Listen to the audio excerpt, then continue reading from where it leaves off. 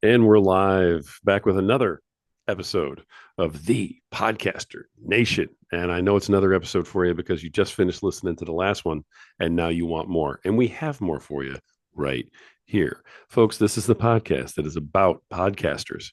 It's for podcasters. And you guessed it, it's done by podcasters. My guest today is, you guessed it as well, a podcaster. All right. So this is the place where the rising tide raises all ships. This is where we come together. This is our community. Please sit back and enjoy it.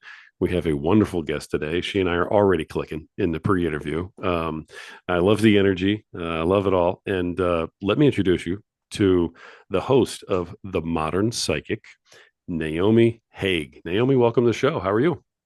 I'm doing well, Rory. Thank you so much for having me. I'm really excited. I love that. I mean, as soon as you came on, I could just tell you were like, let's do this. Let's go. And I have to give you credit. You interviewed me more at the beginning of our show than any of our other guests. So, I mean, you were thorough.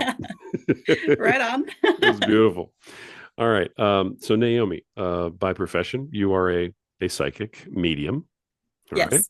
And the way that I always start the show is we want to find out about you. This is your time.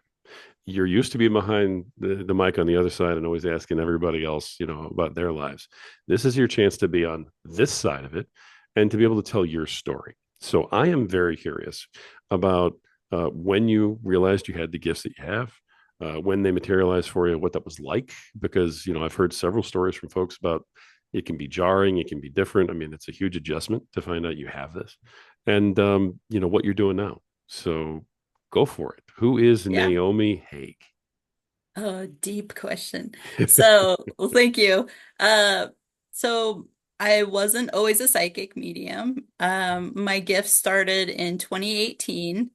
Before that, I did the whole college route. Going back a little bit further, we talked earlier about me having kids, and I have a 26-year-old, and so I got pregnant at 16 while I was still in high school and had him right after I turned 17.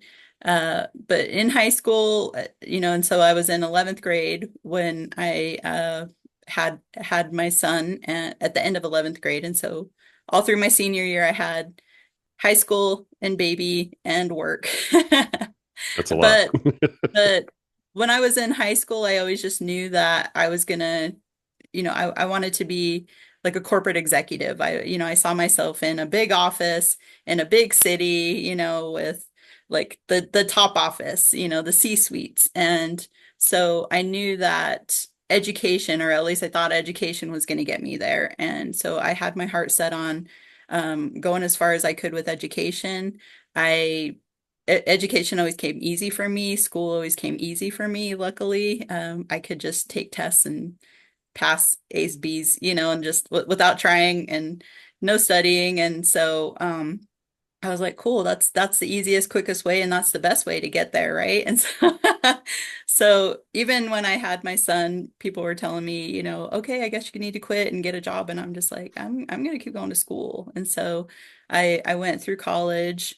Um, and at first I was just like, oh, let me just get my associates. And I got my associates, and I'm like, I don't want to stop there. Like, might as well get my bachelor's while I'm doing this.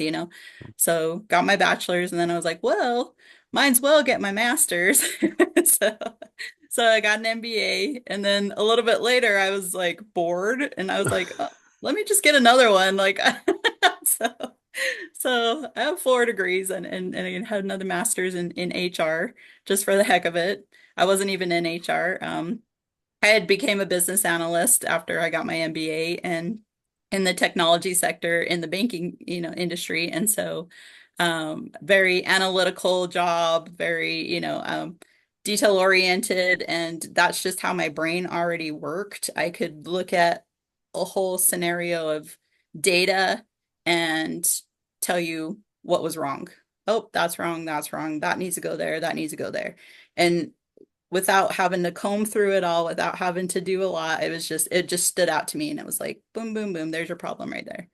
And so I did that for 7 years. And while I was doing that, it was like the seventh year, I started getting this feeling that something's coming and it's big and I don't know what it is, but I have to be ready for it.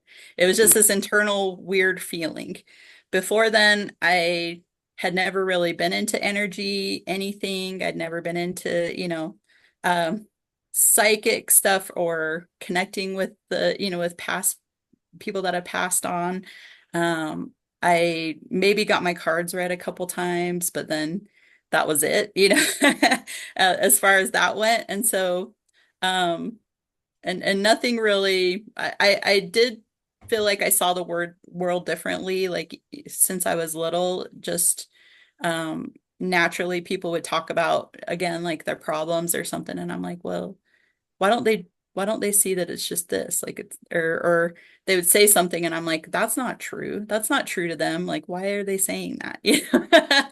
And so I would go and kind of take them to the side and I'm like, well, you just said this, but I don't feel like that's really true. And they're like, it's not. And I'm like, well, why did you say it? So I kind of had this like truth meter in me, like, something's off, something doesn't feel right, something doesn't make sense here. And then, I would kind of be right about that. And later, opening up my gifts, I realized that is a psychic gift. That is something, it's an empathic ability to just kind of feel into the energy of people and things. And so yeah, while I was feeling this feeling at the seventh year of, being a business analyst, I told my husband about that, and I was like, I just keep getting this fe weird feeling. I don't know what this means, and he's finally told me, well, maybe you should go and get your energy read. And I was like, what is that? And he's like, yeah, you can get it balanced. I'm like, you can balance your energy? Like, I've never heard of that before. And he's like, yeah, there's people that can do that. And I'm like, okay, well, I have no idea what you're talking about. And so I just kind of brushed it off, but it happened like throughout that whole year.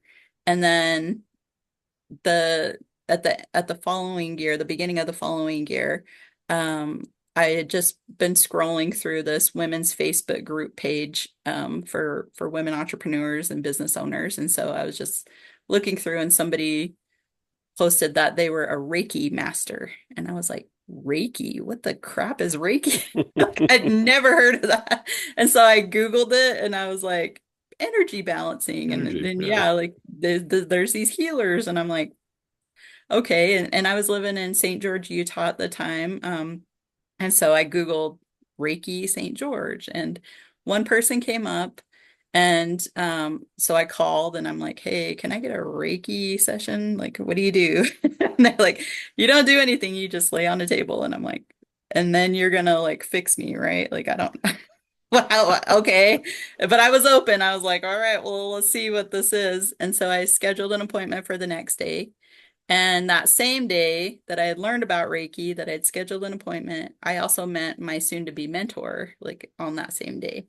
And we met, I went to this like yoga for posture class that I saw on Facebook, and it was just me and the instructor, so just the two of us. And so we did the whole session, and then afterwards we were chatting, and she said something about energy, and I was like, oh, energy, like I'd never heard that word before. I was like, oh, I know about energy now.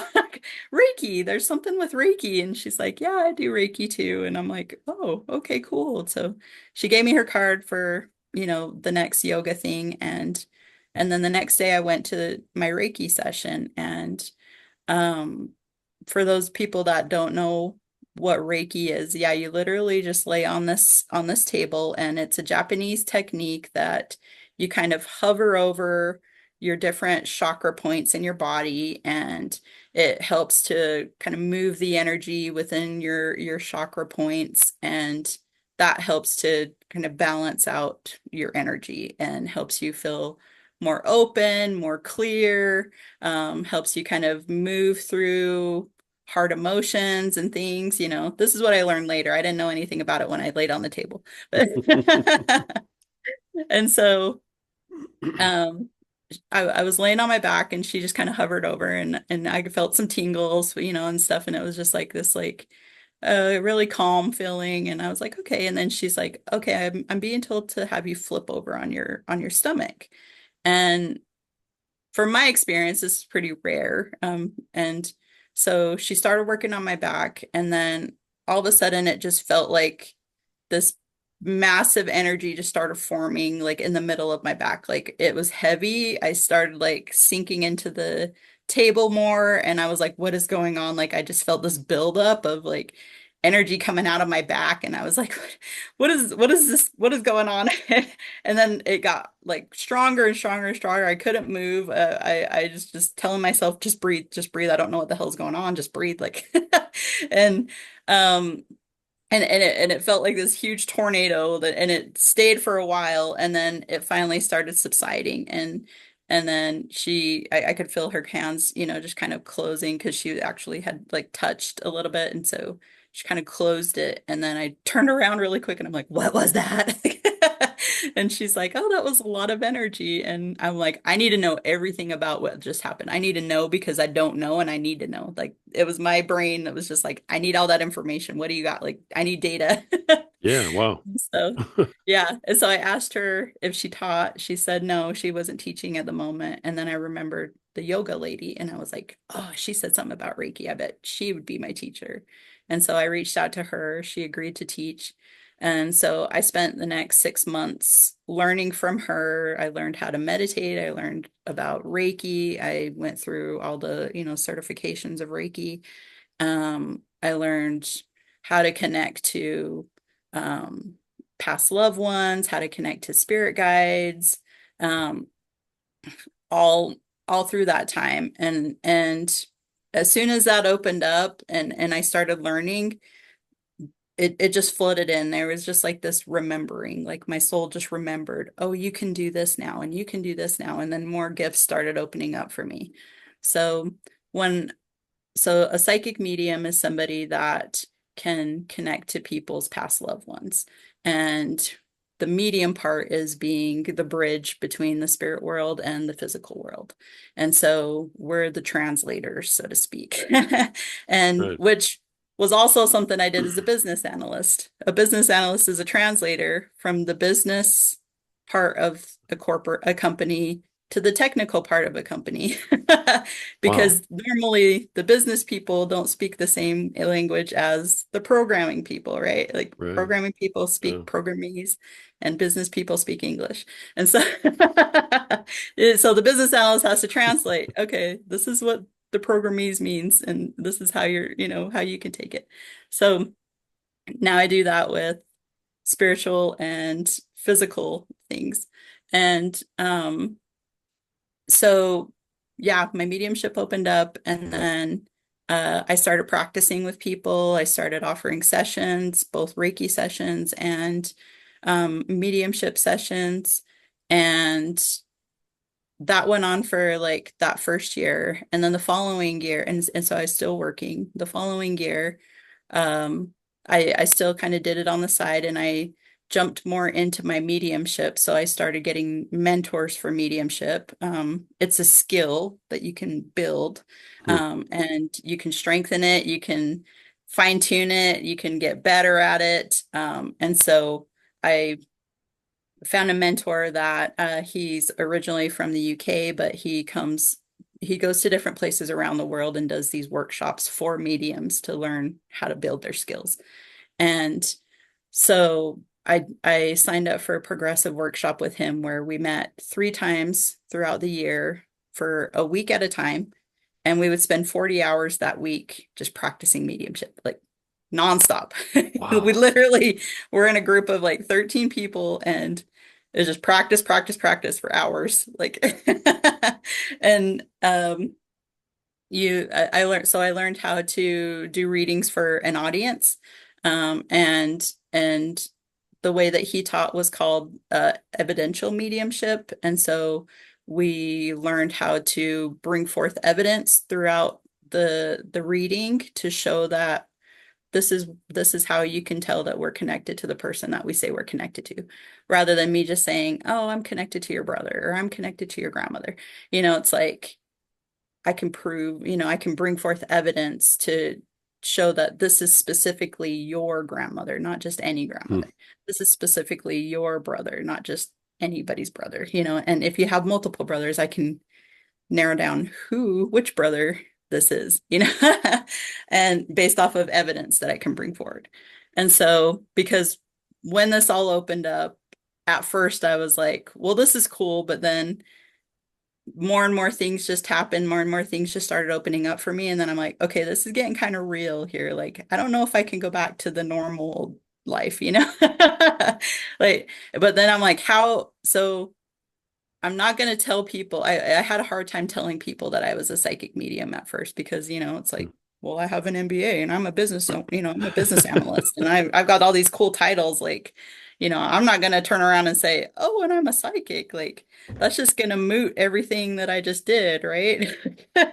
And so it was really hard. And so that first year, I only practiced with people that I knew, that I was, really comfortable with, and didn't openly say anything to anybody else. And then, but that following year, I was like, okay, if I'm going to do this and if I'm going to tell people about this, I want to get good at it. Like, I want to be really good at it so that, again, like I can, show that I'm legit. And so I practiced as an evidential medium. And then that whole time during that second year, I was also getting guided to quit my job. And I was just like, yeah, no, that's not going to happen. That's making it really real right there. Really, really, Yeah. really. Because it's like, well, you're getting good at it and more things are coming in and, like things are clicking and it's been the most fulfilling work I've ever done. Being a business analyst has all the cool perks, the money, the corporate card, the travel, get to do your own hours, whatever. Like it looks like the perfect job, but that soul part just wasn't there. Like I Mm, knew I was meant for more than looking at spreadsheets and data all day. Like there was right. something that was missing. And I couldn't and the more that I started learning about this stuff, the louder that missing piece got. And it was like, this is it. This is it. This is it. And I'm like, well, how am I going to incorporate this into this? Like they're two different worlds. They're two different things. Like they don't mesh, or at least I thought. And um, so yeah, that whole second year just and with psychic gifts, the most common psychic gifts that you can have, that I teach people and that I've learned too is, um, there's clairvoyance where you get visions, you can see, so when people talk about their third eye or seeing things, in their third eye, their vision, that's clairvoyance. That could come in the form of dreams, that could come in the form of visions when you're awake, pictures, colors, orbs, different things like that. That's a psychic gift, and or a psychic ability. And then there's clairsentience, which is a feeling. So this is the most common one. People get that gut feeling. I don't know, I just have a feeling and it doesn't feel right. If something feels off. Like if you've ever had that, that's a psychic gift. Like everybody is a psychic. And we all have these, you can call it intuition, you can call it psychic gifts. I say same, same. They're the same. And so there's the feeling, the clairsentience. Then there's clairaudience, which is hearing. And so it seems like you're just hearing information. You could hear a voice, you could hear your own voice in your own head. It could come in as like a thought, but you kind of hear it in your own head. And so there's that. What else am I missing? And then there's a knowing where it's just kind of like something plops in and it's like, I don't know. I just know. Like, I don't know how I know this. I just knew that was going to happen. I just knew that was going to, somebody was just going to say that or whatever. Like, that's called claircognizance. That's a psychic ability as well. And so some people have that. And a lot of us have had different parts of different things, at different times. But all of those can be strengthened. All of those can be fine-tuned to where you can just pop in and use them whenever you want to. My strongest that came in first, and that's still the strongest, is my clairaudience. So I hear, like, and so as I was getting guided to quit my job, I was hearing it over and over again in my head. Like, and it was getting louder and louder. So I couldn't just ignore it and be like, oh, that's just a feeling that I can, know. I was literally, you're going to quit your job. And I'm like, no, I'm not. Like, yes, you Wow. are. And so at the end of 2019, I did quit my job. Um, Okay. I was going to ask, did you? And you did. Yes, it was so loud, and I was just like, "Oh my gosh!" But I'd also went through this progressive workshop. I got really good at honing in on my skills, and my natural analytical abilities also just naturally clicked into things. And so when I would do readings for people, and they would say, I don't know why this is happening in my life, like my analytical brain was just like, okay, here's all the data. There it is, right there. That's what's wrong. But I could use it in my with my psychic gifts. And so I get told, like, it's because of this. And it's like, oh yeah, it is because of that. Like, I think it's, because of this. Let's explore this more. Does this make sense to you? And I'd bring forth evidence. I feel like it's you did do this. You haven't done this yet. You have done this. You haven't done that yet. And they're like, yes, yes, yes. Like, then this is your problem, right? Like this is the root cause of it. And then I could see, get guidance on how to clear that. Okay, what are your next steps? How can you move forward with this? And so um it was just always really easy for me and still is. But and so at the beginning of 2020, I started my own business and got a little space with a friend. She was a realtor, but she just needed an office space too. And so we just kind of collaborated on a space. And it had like this open kind of office, or like I guess common room space as well. So there's our two offices and then this open space. And at that same time, and so I started doing readings, but also at the same time, I got guided to start a men's group. And I was in the shower and it was just like, you need to start a men's gathering. And I'm like, what? Like, I'm a woman. Why would they come and gather? Like, why am I doing this? And like, why can't you go tell a man to do that? And it was like, no, like it's needed. And you need to hold space for them. And they're ready to come together. They're ready to start connecting. They're ready to start talking about, things that are specific, excuse me, things that are specific to men right now. And for me, when I get guidance, when I get told something, I don't just take it and say, oh, okay, I'm a robot. I'm gonna do that. The universe knows me way better than that. Like, I need more information. I need to know why till you can't tell me why anymore. And so I will keep asking and asking and asking until I have a very solid, clear reason why I'm doing something or why something has to be done a certain way. And it makes complete sense. And I've looked at all the other information beforehand so that when I do something and somebody asks me, well, why are you doing that? I can give them a very clear reason because I've dug into it and I understand why I do things. It's that And so business this analyst is one mind thing. right there, clicking in on top of all this Exactly. other stuff. Yeah. Yeah, yeah. And even as a kid, I was always like that. Like my mom hated it. It's just, she would tell me, hey, you can't do that. And I'm like, why? Because I said so. Why? Why did you say so? Like, I really wanted to know. It wasn't just me, trying to be combative. Like I wanted to understand what her reasoning was. And then she would be like, because I'm tired. Well, why does that have to do with what I'm doing? Like you don't have to do that. Like and it was just very logical, like if you're just going to sit on the couch and go sit on the couch, I can still do what I want to do. Like that's not a valid argument. And she would always tell me like you should be a lawyer. Like, so I'm just like, no, no, that doesn't make sense. Right. Add But that to the mix. yeah, exactly. And so even when I was raising my son and then my other son, like that was one thing I always made sure to tell him at the same time. Like I would tell him no, and then I would tell him why I said no.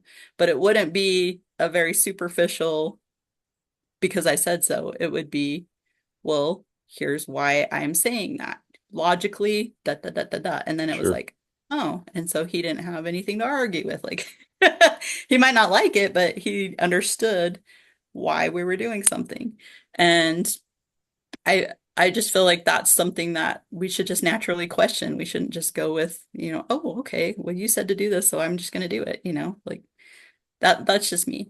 And so anyways, learning about me stepping into bringing men together, and I called it the gathering of the masculine. I just threw it out on Facebook and was like, here's an event and whoever's supposed to come will show up.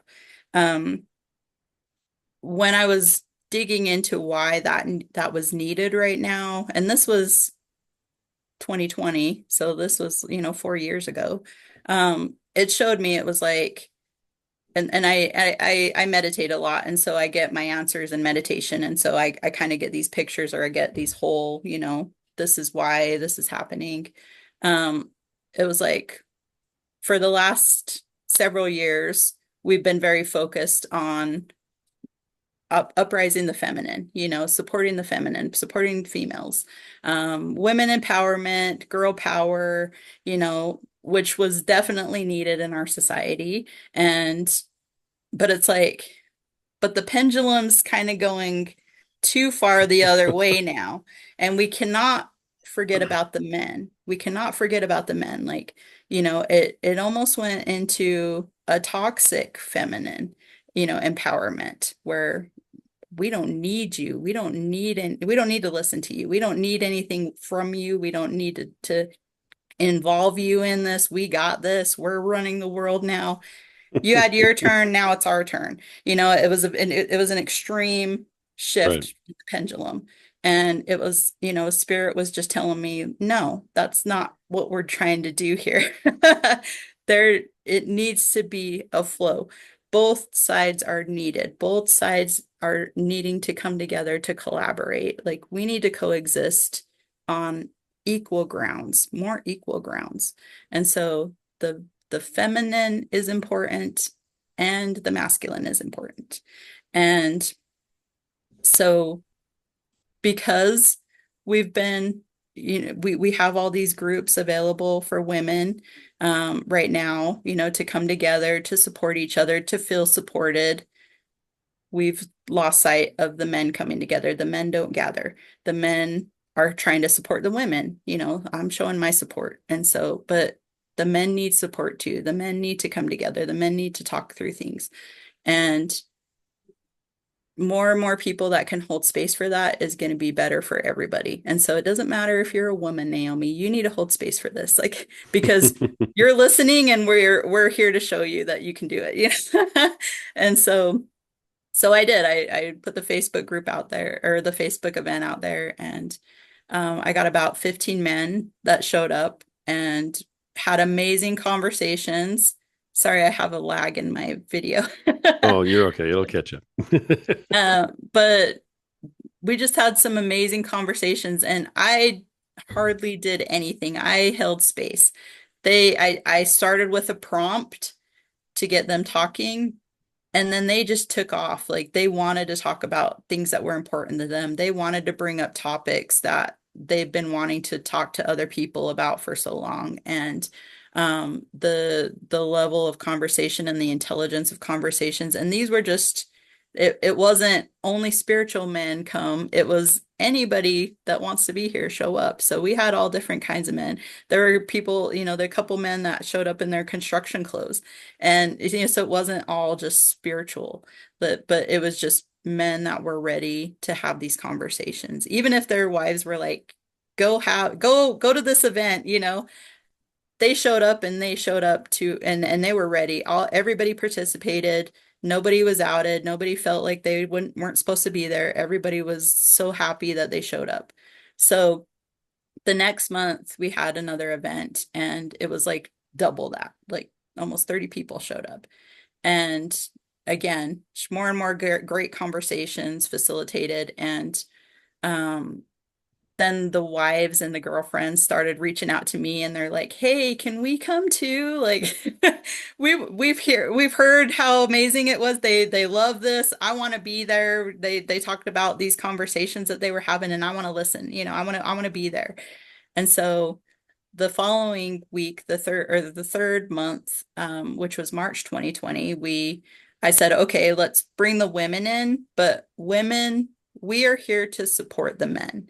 We are not here to take over the conversation. So the men would start talking, and then I would say, okay, women, what can we do to support them with what they're saying to us right now? What can we do to change? What can we do to, yeah, adjust the our approach so that we can make room for what they're saying they need from us right now, And so just having those extra conversations and facilitating those again, just geared towards supporting each other, supporting the men, supporting the women, because the men would already automatically talk about supporting the women, within themselves. And so it was the women that needed to have those conversations. How can we support our men? Like, oh, I am getting in the way of this, or I am, you know, kind of demasculating him when I do these things. And I didn't realize that, but I want to be better. I want to do better so that, again, we can work together, we can be balanced. And it's not all about me. It's about us. And so that was beautiful. And then COVID hit, and so we didn't get any more of those. And then I moved back up north to northern Utah, and I haven't put anything together yet, but I feel like more and more men are stepping up now and just naturally saying, "Hey, let's get a group together. Hey, let's start gathering," which is perfect. And so definitely encourage that. But yeah, from then on, I just started doing readings. I started integrating. I work mainly with entrepreneurs now because I've learned that all my business stuff can work in with the psychic stuff. And so I can help people with their businesses really, really well because I understand both sides very, very well. And so it does go together. And I didn't ever Yeah. think it could, but it does. And then I started my podcast. So yeah, sorry, that was long-winded, but And that here was we are. I love the here we story are. about, we talked about this a little in the pre-interview. And so I love the story about, Yep. you starting a men's group. I have a little bit of, experience in that area. So Yeah. I can totally appreciate, So everything you were amazing what saying you're on that. I think it's doing. great. Yep. But okay. So let's get back to you though. You've got, so what's your focus of practice right now? Is it in the Reiki? Is it in the medium? The channeling and that kind of thing, or more towards the energy, Yeah. So or all the above. I don't know. a little bit, yeah. So I'm moving more towards I mainly work now with, like I said, entrepreneurs, other healers that are maybe Reiki practitioners. I work with my clients like if because yeah, most of them are already practicing healers or practicing spiritual mentors, or they're entrepreneurs that are very interested in opening their spiritual gifts and trying to incorporate that in their lives, no matter who they are. I have I, I do mentoring for people, and so we meet 3 months at a time, and then usually they want to keep going, but we meet each week, just kind of like how I was taught when I was opening all my gifts. I worked with my mentor every week, and we would sit for like a couple hours each week, and I could ask all the questions I wanted to ask about what was going on with me with, okay, here's what happened in my meditation today. What does that mean? If I have questions, or, learning more about Reiki, learning more about energy, learning more about spirit guides, and how to apply that in my life. What does that mean? Learning how to transmute my own trauma, how to pinpoint, okay, this is a trigger. I keep getting triggered by this. How can I shift this energy and, finally release this so that I don't keep having the same experience over and over again. So I learned about what, that is, learned about mirroring, which is whatever's happening to us, we're somehow calling in to ourselves. Right. And the people around us are mirrors to us. So if we say, so for example, if I'm, looking at my husband and I'm just like, oh, I wish he would care more about, asking me how my day was. And I start getting mad about it and I start getting more frustrated about it, day after day after day. That's a trigger because I'm feeling something and some kind of heightened emotion.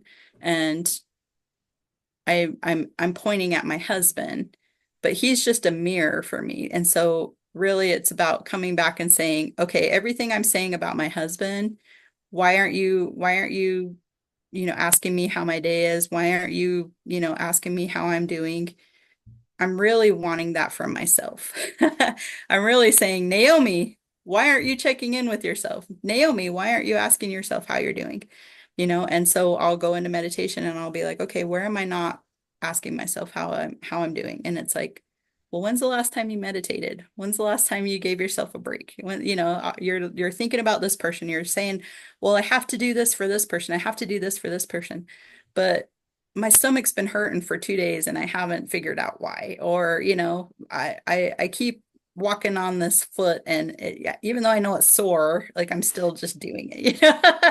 And like, why am I not asking, why am I not taking care of myself and saying, oh, let me feel what's going on with my foot? Like, why is my foot hurting? Or what do I need to help my foot? And so, but I'm pointing at someone else because I'm like, I need this from you, but really normally it's whatever we're saying we need from somebody else is what we need from ourselves in some way. And Right. so learned about that, learned how to shift that. And so that's what I teach people is, getting this foundation of self. Who are you? What are your values? What do you care about? What are your beliefs? And if there's beliefs that you've been holding on to for a long time that are not yours, that are society's, that are your parents, that are whoever's, but they've never been aligned to you. How do we find that alignment for you? And then what are your natural gifts? What are your natural psychic abilities? And how do we start strengthening those? Because they're there for a reason. It's for you to use. Like you can use them in your life. And so let's practice strengthening them. And we literally practice. And I'm about hands-on stuff. I don't want to just talk about it. I want to do it as well. And so I mentor people on how to do that. And so that's what I really love and really want to do. But I do sessions where it's just an hour. And so if you have a question or if you have something that's like, I can't figure this out or I want guidance on this, and you need my analytical brain to come in and say, oh, there's your problem, there's your problem, there's your problem, and here's how to fix it. Doink, there you go. Now you've got your next steps. Now you've got your clarity. I can do that, in an hour. And so, so I do sessions like that, but then I do mentoring as well. So yeah, That's cool. those are the two main things and the podcast. Yeah. Right. And now, how do you utilize the podcast to, accentuate what you do in the business? Yeah. So my podcast, I developed the podcast because I wanted to, the Modern Psychic podcast is about bringing people on that have figured out how to connect to some of their intuitive gifts and how they've already applied them in their lives. And so what I've learned about all this intuitive stuff, all this, psychic gifts and everything is that there are some similarities in, like clairvoyance, claircognizance, that's kind of the baseline stuff. But the way that people connect to them and the information they gather from their psychic abilities is all unique. It's different for everybody. And the way that they might want to apply them looks different for everybody. So if I say, well, if you're clairvoyant, if you have these visions, this is what it looks like. And so if you don't have that, then you're probably not clairvoyant. Like no, no, no, no. I hate that. And so I'm like, I'm going to bring on clairvoyance that talk about, well, this is how I see things. This is the impressions I get, or this is how I know I'm clairvoyant. Might look different than everybody else, but this is what I've figured out and I can use it. And here's how I use it. And so I wanted to show people that everybody can have their own unique ways of tapping into their spiritual gifts and their spiritual abilities. Everybody is psychic, they are all intuitive. And so I'm laying out this buffet of look at all the different ways you can be. It's not cookie cutter. So you just need to figure out what best resonates with how you want to use your gifts, how you tap into your gifts, how you want to use them and strengthen them. And so I bring people on to talk about how they've done it so that it kind of gives you an idea of like, okay, I don't resonate with that person or that person, but I do that. And so now I can have something to kind of go off of. She said she does it this way, so let me give that a try and see if that helps me connect to my gifts. And so really it's about coming back to self, coming back to our unique blueprint of who we are, our own individual, unique person, and just expanding as a person, expanding as a human, and, this multidimensional spiritual beings that we are, and seeing what the hell you can do in your life because of it. Like, don't limit yourself. So, yeah, Very cool. that's what I teach my mentors. So, yeah, it kind of goes together. And even when I'm doing a reading, I'll still kind of teach you. It's just in me. Like I can't turn it off. I don't want to, but like, and so if I see that, oh, somebody has this gift while I'm doing a reading for them about their business, I'm like, I'm going to talk to you about that. And here, let me show you how you can start trying to do that. Like, use that more. That is a gift. Use it and strengthen it so that you can apply it. And hopefully you don't need me after a while. You can do it yourself. So, yeah. That's awesome. Now, how long have you been podcasting? Podcasting for about 2 years now. I started at the beginning of last year. Yeah. Awesome. And about how many episodes do you have? Um, Only like 47, I think. Yeah. Why do This you say year, only 47? 47 episodes is 47 episodes. that is, yeah. I guess because I listen to, like people like you and stuff, and it's like over 100, and I'm just like, it's like my second year, and I've got like 47. So, but yeah. No, I that's have good. taken a couple months off this year because it's just been kind of crazy, um, but yeah, I'm still like, I'm gonna do this. I'm gonna stick with it. I'm gonna keep going.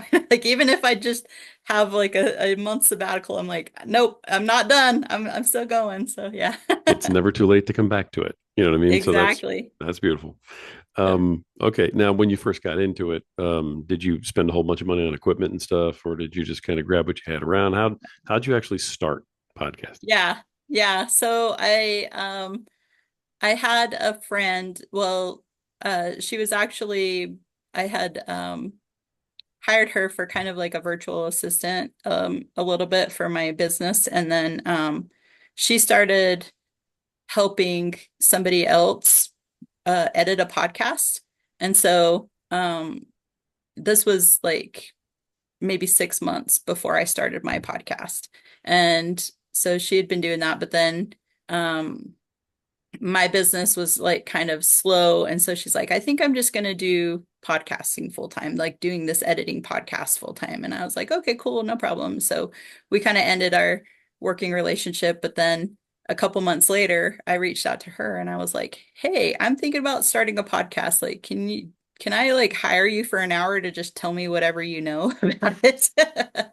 And she's like, sure. And so she was like really thorough. Like she put together this whole, PDF form of like, here's a couple different websites or platforms that I use for these things. And, here's some mic suggestions. Here's some prompts to start with what you can ask people, like, and so it was like really cute little thorough PDF. And so it was really helpful. But yeah, I just started on Anchor. It was at the time Anchor FM. Now it's, Spotify for podcasters. And Right. Yeah. so started with Anchor, and yeah, it like learning I taught myself how to edit, but I also looked at YouTube videos, okay, show me something like that I could start with. And so here's how you clip this, here's how you do that. But the waves and all that, I was just like, oh, like I mean, I'm analytical, but when it comes to like video editing and sound stuff, like it looks like Chinese to me. Yeah. And so it took a little while. And so my first few episodes were probably really choppy, because I literally just like took chunks out and I'm like, that's fine. Like, like whatever, I'm just gonna keep going. But yeah, Everybody's first few episodes are rough. yeah, well, I still do my own editing right now, but I now use Descript, and that is so much nicer to just be able to see the transcript and to go Right. through it and take out words and take out sentences, and it automatically takes it out of the video for you. And so I'm like, oh, thank God. So I've progressed to that, but I still do it myself, so it's probably not as clean as it could be with somebody that's like doing it all the time. Um and and yeah, I don't get too nitpicky on the ums and the you know, okay, I got to redo and re-say this. So, yeah. And mics, I just started out with like I still have it. I brought it, but I didn't like sign it up. So it's like this toner, Yeah. something on Amazon, and it's got like a little, I don't know if you could say a little tripod. Hmm. Um, Oh but yeah. I didn't have to hook it up, but yeah. Those are great. Yeah, absolutely. And Yeah. when all else fails, you can just use your phone or you can just use the stuff on your computer. I mean, for starting out, especially, Yeah. people who go out and spend 25 grand on a whole setup and equalizers and everything else, I just shake my head. I'm like, in 10 episodes, you might hang this all up. And that's all going to go on Right. eBay. So, Exactly, but exactly. And yeah, I record my sessions on Zoom so that I can go right on. back and edit them or clip them or whatever. So, yep. Yep. Piece of cake. You got it. We're on Zoom right now. So, Yeah, yeah. I love that. Now I do have a corny question that I ask everybody. So Sure. here comes the corny question. But what is it about the podcasting piece of your business, okay, that you love the most? And what is it about that part of your business that, and I know it's a strong word, but that you hate the most? Yeah. Well, I'll tell you the hate first. Editing. There you go. That's easy. I hate it. I do not like it. I mean, don't hold back. Tell me how you really feel. No, I really hate it. Let me tell you. Do you have any wine? You really hate it. All right.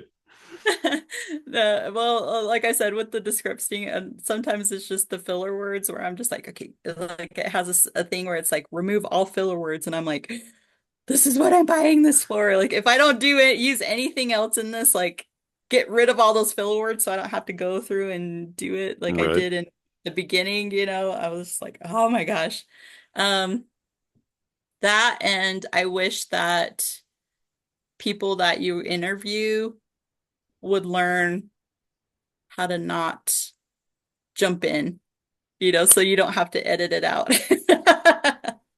So if one person's talking and then someone else jumps in and it kind of messes with the sound, and then you're just like, okay, that didn't catch, and so I that's one thing I have liked about being a podcaster is it's taught me how to be a better active listener and not I was the one jumping in a lot too. I'd be like, yeah, yeah, oh, uh-huh, uh-huh. And I'm like, when I'm editing it, I'm like, stop saying that, Naomi. Like, Jesus, don't do this anymore. And I'm like, okay, note to self. And then I would still kind of do it, and then I'd have to edit them all out. And I'm like, stop it. So now I've learned, okay, if somebody's talking, just smile and nod. Don't say anything so I don't have to clip it later. So that might be, something to look at if that's something that you're struggling with as a podcaster. But I wish that sometimes when I'm speaking and I'm interviewing somebody and I'm, okay, I got something to say, they'll do that. Uh-huh, uh-huh. Oh yeah, yeah, yeah. And I'm just like, no, don't just listen. Now I gotta edit this out. Like, stop it. I But if understand. I tell you to stop it, then I got to edit that out too. I do understand. And I don't like editing. So anyway, that's my whole rant. Um, So you don't like what I editing, is what you're trying to tell me. You're not crazy about editing. I'm yeah, picking up a vibe from you right I now. think I've like sent it, telepathically. So yeah, I think I you got got it.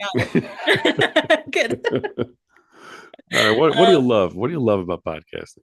yeah, what I love about it, especially with what I'm doing, is I'm just generally curious about people. I love connecting with people, especially talking about something that I love and am fascinated with, which is spiritual abilities, which is these innate intuitive gifts that we all have that we're all just starting to kind of crack open, I feel like in this day and age. And it's becoming less and less taboo, but it still kind of is.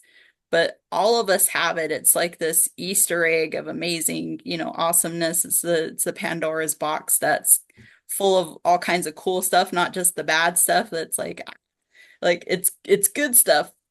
I don't know what if that would be a Pandora's box or if it'd be something else. Like Let's go with it. anyway, Let's go with yeah, it. you know what I'm talking about. And so when I'm asking people about their spiritual gifts and I'm asking them to talk about how they've applied those, like I'm genuinely curious and it's just generally fascinating that how many different iterations there are of ways to use your spiritual gifts, ways to connect, and the abilities people have, that they might not be expressing to other people. And but it's like my one of my gifts that I found just being a mentor, is that I can connect to somebody's energy and just by talking to them and I'm like, ooh, you can do this. Like that's cool. Even if they didn't really recognize that for themselves, it's like I could feel it and I could like, or I get told, hey, they can read auras, and it's like, and they don't do it, they don't use it, they don't know, and I'm like, ooh, I'm like, do you know how to read auras? And they're like, I don't think so, and I'm like, and then I get told they used to do it when they were little, and I'm like, I think you used to do it when you were little, right? And then they're like, oh my God, how did you know that? I'm like, really? You already know who you're talking to. Like Right. I love my intuition because it does it like calls people on their bullshit. It tells me, like, oh, they're lying to you, and then it's just like, why did you just lie to me? And they're like, I don't know. They're gonna tell me. I'm gonna know. So just like tell me. But yeah, and so I'll get told, this is how people connect, or this is what they have this ability, but they're not using it. Here's why they're not using it. They're afraid because maybe it opened up when they were little and they had a scare and they didn't understand it. And so now they closed it and they've never used it again, but it's starting to want to come out more and they're trying to ignore it. And I'm like, I feel like it's coming out more. Like it wants, and then they're like, I know. It's like you need to open that up. And so Cool. um Very cool. yeah. So Yeah. I as I'm talking to people, I'm getting information too, even if they're not speaking it to me. And it's just like so it's yeah, just my own little playground. I love it. That's why I keep asking that corny question because I get the best answers to it. So Yeah. I've kept you a very long time, but I still have one more question. You up for one more? Sure. Yeah, yeah. Okay. All right. Good, good, good.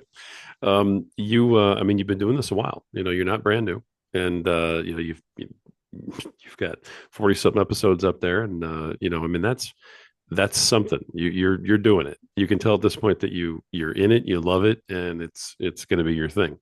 Um, what piece of advice do you have for newer podcasters who are trying to kind of find their way, trying to maybe level up a little bit? Maybe they've gotten past the first 10 to 20 episodes and they're going, all right, I'm gonna do this, I'm really here, now what?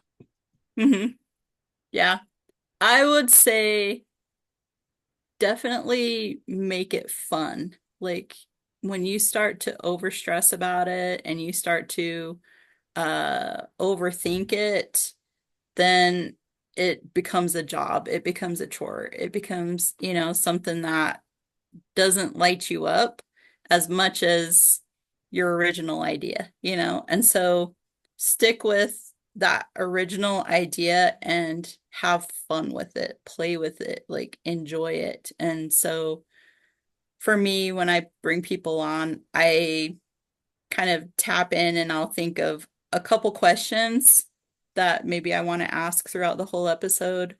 But if I get to them, great. But mostly I just want to flow and I just want it to be something that like spontaneous and so that it keeps me out of my head. It keeps me from overthinking it. It keeps me into let's just play around and have fun with it and see where it goes, And so and that's what's kept me going. I feel like it's when I start to overthink, oh, now I gotta edit and now I gotta this and now I gotta, I gotta have some notes set out so that I can look more professional or have some prompts. And it's just like as soon as I start overthinking it, that fire starts to kind of dwindle. And then I'm like, I'll do it later.